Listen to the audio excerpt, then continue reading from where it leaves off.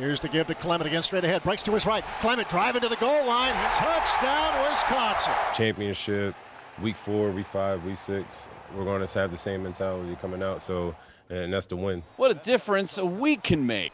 That's a great win for Paul Christ. Last Friday, Corey Clement and the unranked Badgers were on a bus to Green Bay. Now with that wild win over LSU at Lambeau in the rearview mirror, the 10th ranked Badgers have shifted their focus towards following up on a quality start to 2016 and having the chance to do it right here at home.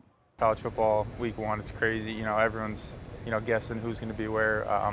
But, it really doesn't matter unless we come out and win this next one, really. It's not the only reason they picked Wisconsin, but it's part of the reason is we get to play games at Camp Randall, and it's a big deal to our kids, and the best way that we can show our appreciation for the atmosphere and for the fans that come is by playing well. Hand off to Clement.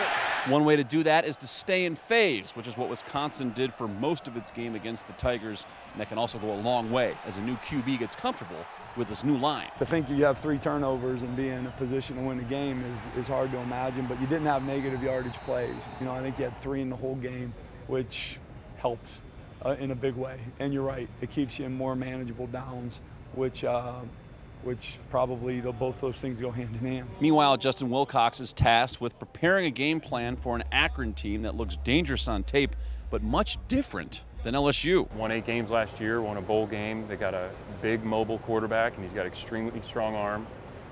Running backs, they're a very good football player. They got a big wideout who creates some matchup problems for people. They got a couple guys in the slot that have really good quickness, and they go with tempo. So, they create a lot of problems, and there's a reason they won games. They got good coaches and a good system, so it'll be a challenge for us. And I know our guys have watched the tape, and we've watched a bunch of their tape and understand that.